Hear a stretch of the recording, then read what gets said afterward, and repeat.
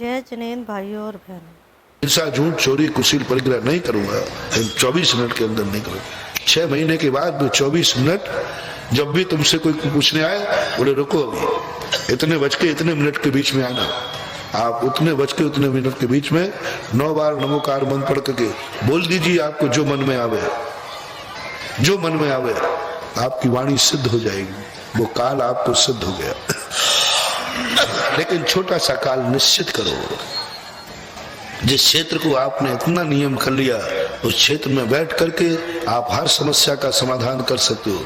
बहुत सस्ता सरल इस भक्तांबर सूत्र के माध्यम से तुम्हें एक सिद्धिदायक मंत्र बता रहा। बड़े बड़े उपवास तो तुमसे हो नहीं सकेंगे, बड़े बड़े मंत्र की मालाएं तुमसे हो नहीं सकेंगी, तुम स्मशान और जंगलों में जाकर ध्यान कर नहीं सकोगे, भूख प्यास तुमसे सहन होती नहीं।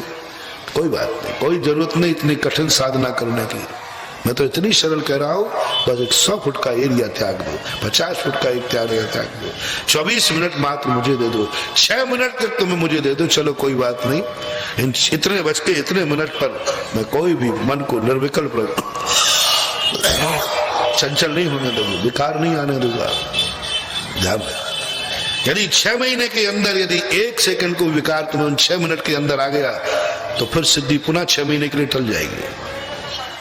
6 मिनट में यदि आप शांत नहीं बैठ पाए और एक बार भी 6 महीने में एक दिन भी मन बिगड़ गया, तो आपको फिर पुनः 6 महीने, फिर पुनः 6 महीने। जो व्यक्ति 6 मिनट ही अपने मन वचन काया को पवित्र नहीं रख सका, उसे जैनाचार्य कहते हैं ये जन्म जन्म तक भी कभी पवित्र होने की कोई गुंजाइश नहीं है। क्या धर्मात्मा का पाखंड करते हो, क्या धर्मात्मा बनने की डींग मारते हो, हम जैन हैं, हम ये हैं, हम ये हैं। कहाँ के हो जो 6 मिनट अपने मन को नहीं रोक पा रहा है, 6 मिनट का संकल्प नहीं कर पा रहा है कि मैं 6 मिनट पाप नहीं करूंगा, शांत चित्त होकर अपने मन को निर्विकल्प रखूंगा।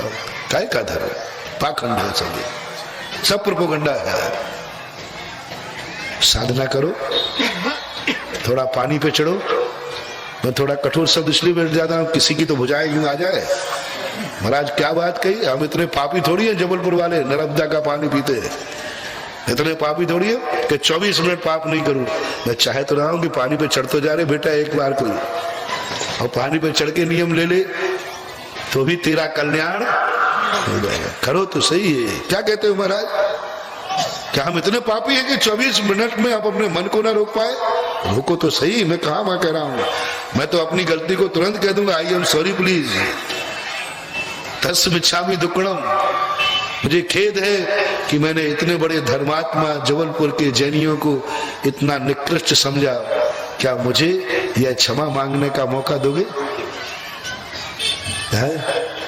आई एम सॉरी प्लीज कहने का मौका दोगे और 24 मिनट को पवित्र करने का संकल्प करो। तुम सारे लोग 24 घंटे को पवित्र करने का संकल्प कर लो। मैं क्षमा मांगने को 1000 बार तैयार। करो तो सही कि मैं 24 मिनट को पवित्र रखूं। बहुत बड़ी बात कह रही मैंने तुम। इसी प्रकार भाव, अनादि भाव निकाल दिए, अनंत भाव निकाल दिए। एक बार तो संकल्प करो कि भगवान बस अब एक भाव तो ऐसा चाहता हूं जिसमें जन्म के बाद मेरे से कोई पाप ही ना हो। करो भाव, एक भाव, अनंत भाव निकल गए भगवान मेरे, पता नहीं कितने कितने पाप किए हैं, बस भगवान अब कुछ नहीं चाहता हूं। एक ही मेरी कामना है कि मुझे अनादि अनंत इन भवों में एक भाव ऐसा मिल जाए जिस भाव में मैं जन्म से इन 5 पापों में से एक ही पाप नहीं करूं और बिना पाप किए मैं अपना एक भाव गुजार दूं। ओनली एक भाव मांग रहा हूं, अनंत भाव में एक भाव मेरा ऐसा निकले जहां पाप मेरे से ना तो शुरू होवे ना अंत होवे, करूं ही नहीं। हो सकता है, बताते भरत चक्रवर्ती के 923 में कि जीवन में ऐसा घटा कि उन्होंने कोई पाप नहीं किया, कोई क्रोध नहीं किया, कोई अशुभ वचन नहीं बोले, कभी इंद्रियों के विषयों का मन में भाव नहीं आया। जन्म से लेकर मृत्यु तक उनका भाव इतना पवित्र रहा कि कहीं तुम अपन नहीं कह सकते हैं कि उन्होंने ये खोटा काम किया। काश अपनी जिंदगी में भी कभी ऐसा घट जाए, कोई ऐसा भाव मिल जाए जिसमें पाप के कलंक का टीका न लगा। बहुत कठिन है। और बस एक और रह गया अंतिम, भाव। कुछ तो करो, कोई भाव निर्णय तो करो कि एक भाव में पवित्र रखूंगा, एक भाव में वीतरागी भाव रखूंगा। 24 घंटे में मेरे जितने भाव बनते हैं उसमें एक भाव मेरा शांत होगा, निर्विकल्प होगा, वीतरागी होगा, शुद्ध बुद्ध ज्ञायक स्वरूपी होगा, परम पारणामिक होगा। एक भाव में अपनी जिंदगी में चाहता हूं कि वो भाव इतना पवित्र रहे कि जिस भाव में कभी संसार के किसी कर्म का आश्रय ना हो, बंद ना हो। एक भाव, बहुत बंद कर लिए, बहुत आश्रय कर लिया। एक भाव जिंदगी में चाहता हूं, एक भाव ऐसा जिस भाव में हमें कोई हथकड़ियां न डले, 8 कर्मों का बंध ना हो। भावना भाव शायद ऐसा घट जाए, उसी को तो बोलते हैं शुद्ध उपयोग, उसी को तो बोलते हैं यथाख्यात चारित्र, इसी को तो बोलते हैं वीतराग सम्यक दर्शन। यही के लिए तो साधु करते हैं साधना कि बस एक क्षण, और एक क्षण को भी बंधुओं वो आ गया ना तो पूज्यवर कुंद कुंद भगवान कहते हैं समय सार में, यथ निच यज्ञो समो संवत सुंदरो लोये। हे भव जी, एक समय को भी यदि तेरा भाव ऐसा बन गया तो 3 लोक में उस जैसा पवित्र क्षण तेरे लिए कोई दूसरा नहीं होगा। ये यथ निच यज्ञो समो संवत सुंदरो लोये। जितना अनादि अनंत काल में अपने समय है, उन सब में श्रेष्ठ समय कौन सा होगा?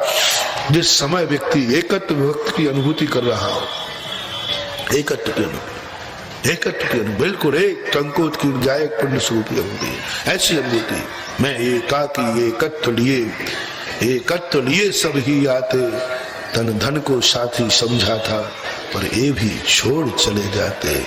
मेरे न हुए मैं इनसे अति भिन्न अखंड निराला हूँ, निज में पर से निज यत्व लिए निज समरस पीने। एक क्षण को आ जाए प्रतिदिन, एक सेकंड को आ जाए अनुभूति, अंदर की पर्याय बन जाए। वचनों में तो आ जाता है, मन में भी आ जाता है, लेकिन ज्ञान की पर्याय नहीं बन पाता। एक बार ज्ञान की पर्याय बन गए, बस संधि हो गई, टूट गया। अब कुछ ज्यादा अपन संसार में टिकने वाले नहीं है। अब हमारा ये अनंत संसार सूख करके चुल्लू भर रह गया।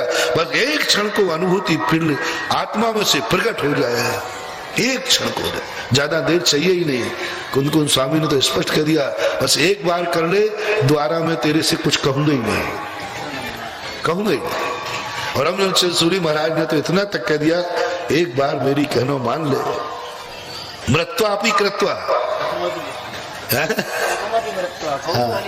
कौतूहली सन, मर करके भी कैसे भी बने, बस एक बार तो उस निज आत्मा का स्पर्श कर ले, उसके बाद मैं तेरे से बोलूंगा ही नहीं, कहूंगा नहीं, बस एक बार कहना मेरा मान ले, एक बार मान ले, एक बार मान। क्योंकि कुंद कुंद भगवान जानते हैं तुझे एक बार वो स्वाद आ जाएगा, फिर तो तू दौड़ा चला आएगा। फिर मैं बताऊंगा नहीं, ऐसा चस्का लगेगा, ऐसा चस्का लगेगा। कैसा लगेगा? ऐसा लगेगा। अंग्रेजों ने जब देश को छोड़ने की बात आई तो उन्होंने सोचा कि देश को अपन छोड़ तो आएंगे, लेकिन बर्बाद कैसे करें इसको, दुश्मन को तो बर्बाद करने का, बोले कैसे बर्बाद करें। उनके यहाँ बहुत बड़ी मीटिंग हुई। उन्होंने कहा कि जब तक भारत देश दूध पीता रहेगा तब तक उसे कोई बर्बाद नहीं कर सकता। दूध पीते उनके मन दूर से सफल होते। तो बोले क्या करें, शराब में भेजना। बोले नहीं, वहां कुछ साधु संत हैं, वे शराब नहीं पीने देंगे। कुछ धर्मात्मा है, बहुत जल्दी नहीं हो पाएगा, शराब में जल्दी नहीं आ पाएंगे, क्योंकि नशे में आएंगे, ये गिरेंगे पड़ेंगे, तो कोई लोग इनको शराब का बेचकर। तो बोले क्या करें, तो उन्होंने आविष्कार किया, बोले एक स्लो पॉइजन है चाय।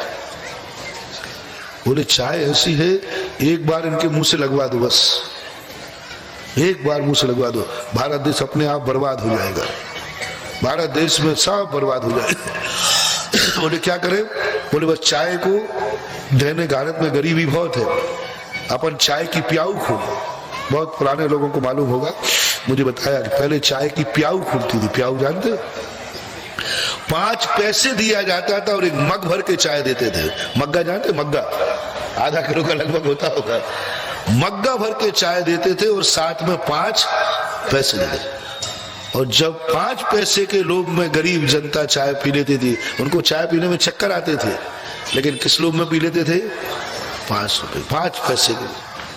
5 पैसे उस समय बड़ी कीमत थी, बहुत कीमत। और ये उन्होंने अभियान चलाया, बस इनको एक बार चाय का चस्का लग जाए, बस ये दूध भूल जाए।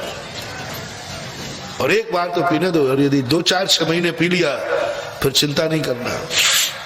ऐसा उन्होंने कुछ साल चलाया। उसके बाद 5 पैसे बंद कर दिए। अब तुम्हारी तो आफत हो गई। उसके बाद उन्होंने 5 पैसे लेना चालू कर दिए। और आज क्या हालत है? 5 रुपए, वो भी कट है।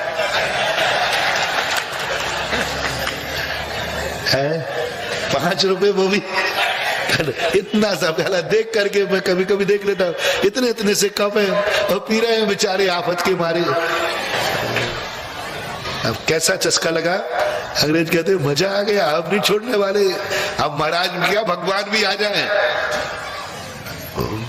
सामान नहीं व्रत भी आ जाए, अनंत चौदस भी आ जाए, तो ये बेटा ये जैनी भी चाय नहीं छोड़ पाएंगे, मर जाए महाराज। कई लोग कहते महाराज हम 10 दिन के उपवास कर ले, बस एक चाय की छूट दे देना है। और इन देवियों के तो हाल ही बुरे हैं। 3 बजे सिर दर्द चालू हो जाए। आजकल तो बेड से उठने की ताकत ही जब आएगी, बैठती उठा ही नहीं जाएगा। वो एक इतनी सी गरम गरम 2 घूंट गई, तब थोड़ी क्या बर्बाद कर दी।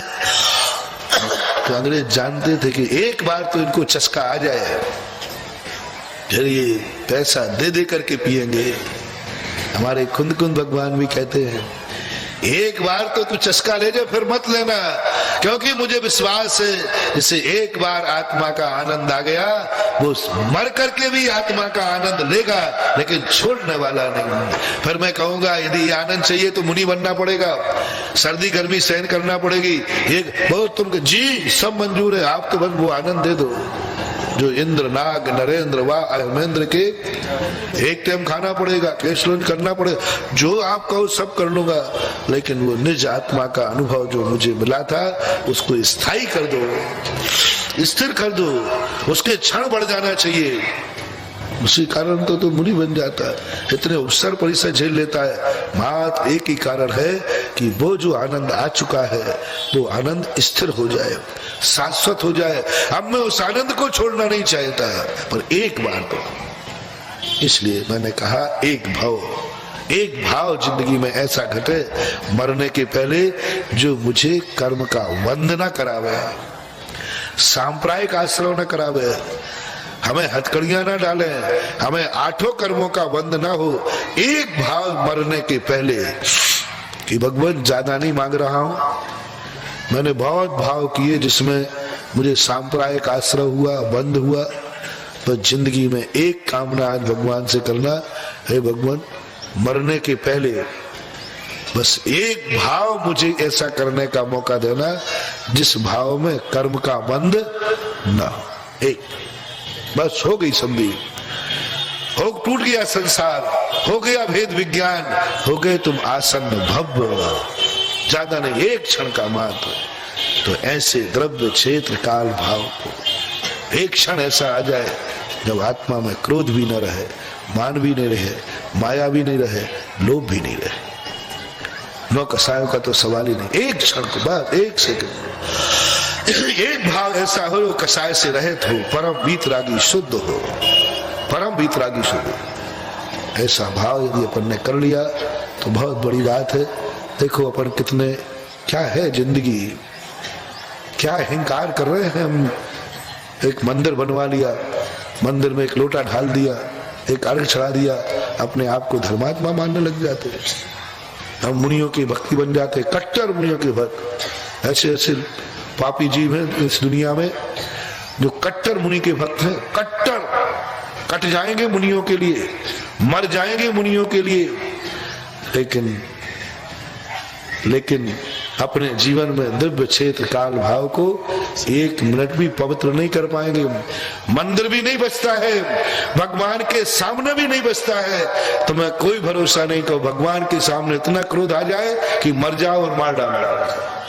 तुम्हारा इतना काबू नहीं है, तुम्हें इतना काबू नहीं है मन में। कम से कम त्रिलोकीनाथ के सामने तो मैं कसाय नहीं करूंगा, त्रिलोकीनाथ के सामने तो मैं मन को नहीं बिगाड़ूंगा।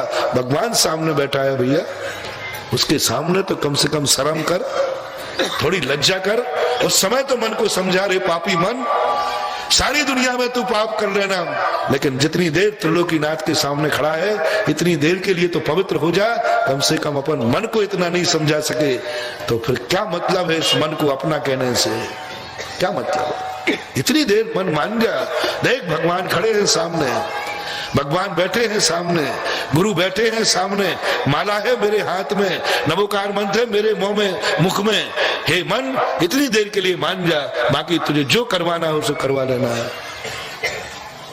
यदि इतना भी अपन नहीं मना पाए, धिक्कार है अपन को। इतनी ऊंचाइयों पर पहुंचने का क्या मतलब निकलता है? जैन कुल में जन्म लेने से क्या मतलब निकलता है? मुनि बनने से भी क्या मतलब निकलता है? राग द्वेष निर्वृत्त चरणम प्रतिपद्यते साधु। ये सारी क्रियाएं इन्हीं पापों को छोड़ने के लिए तो थी, इन्हीं को तो छोड़ना था, और वही हम उसी क्रिया पे कर बैठे। ये क्रिया किसके लिए थी? समस्त पापों को छोड़ने के लिए। और इसी क्रिया में ये मंदिर काय के लिए थे, गुरु काय के लिए थे? कसाय छोड़ने के लिए। और यही मंदिर कसाय के कारण बन गए, यही गुरु कसाय के कारण बन गए। क्या करेंगे गुरु? जो चाकू सब्जी काटने के लिए लाए थे उसी से नाक काट लिया। लाए काय के लिए थे और काट क्या ली? नाक काट। ऐसा ही हो रहा है। हमें मंदिर धर्म कसायों से रहित होने के लिए बनाते हैं। हम गुरुओं का सानिध्य कसायों से रहित होने के लिए करते हैं, और हम गुरुओं को लेकर के इतने कसाई हो जाते हैं, इतने कसाई हो जाते हैं कि उन कसायों का कोई अंत ही नहीं दिखता। इतनी अंदर कसाय भर जाती है। क्या करेगा गुरु, क्या करेगा? हम मंदिरों को लेकर इतने कसाई हो जाते हैं कि हमारी कसाय चरम सीमा पर पहुंच जाती है। इतनी चरम सीमा पर कुछ पूछो मत। बंधुओं, चेतो, जागो, सावधान रहो। ये जो निमित्त हैं, इन निमित्तों की उपयुक्तता क्या है? ये साधन है, साध्य नहीं है। मंदिर कोई धर्म नहीं है, पूजा पाठ कोई धर्म नहीं है, मुनि बनना कोई धर्म नहीं है, माला फेरना कोई धर्म नहीं है, भक्ताम पढ़ना कोई धर्म नहीं है। ये तो धर्म के साधन है। क्या कहा? धर्म क्या है? धर्म क्या है? आत्म को हित है सुख सो सुख, आकुलता बिन कहिए आकुलता शिव माही न तात, सम्यक लाग्यो चाहिए, सुमाग लाग्यो चाहिए। आत्मा का परिणाम निष्कषाय भाव धर्म है, निराकुल भाव। ये सब साधन है बंधु। मुनि बनो तो पूज्यवर ने यही कह दी, राग द्वेष निवृत्ति ही। राग द्वेष की निवृत्ति के लिए चारित्र है, और चारित्र भी राग द्वेष हो गए तो दो वाली बात। सब्जी काटने वाले चाकू से नाक काट लो। इन मंदिरों को अपन को राग द्वेष मिटाने के लिए मंदिर और गुरु, इन्हीं से यदि अपन ने राग द्वेष मान दिए तो ध्यान रखना, अन्य क्षेत्रे कृतम पापम धर्म क्षेत्रे विनश्यति, और धर्म क्षेत्रे कृतम पापम वज्र लेपो भवे, वज्र लेप के समान। इसलिए आज मेरा मन है आप सब एक संकल्प करें, एक निश्चित क्षेत्र को एक संकल्प करें जहां तुम प्रतिदिन जाते हो। एक छोटा सा स्थान, एक छोटा सा स्थान जहां प्रतिदिन जाते हो, उस स्थान को पवित्र करने का संकल्प कर दो। एक छोटा सा काल दे दो, एक 6 मिनट का काल, इतने बज के इतने मिनट में मैं कोई राग द्वेष भाव नहीं करूंगा। करो सो बहुत। अन्यथा पूज्यवर मानतुंग आचार्य का यह श्लोक अपन के लिए बहुत बड़ा थप्पड़ मार रहा है, बहुत बड़ा अपमान कर रहा है, बहुत बड़ा अपनी जिंदगी को धूल में मिला रहा है कि हे भगवान, सारे गुण जो है वो आपके पास क्यों आ गए? क्योंकि जबलपुर वालों ने इन गुणों को स्थान ही नहीं दिया। और कैसे रहे ये? दो सही रूपात विविधाश्रय जान, अनेक प्रकार की कसाय और दोषों को अपने अंदर रख करके धर्म का अहंकार करते घूमते रहे, अहंकार करके घूमते रहे। उनकी जिंदगी में इतना भी समय नहीं था कि वो 6 मिनट को भी अपने आप को धर्म को आश्रय दे दे।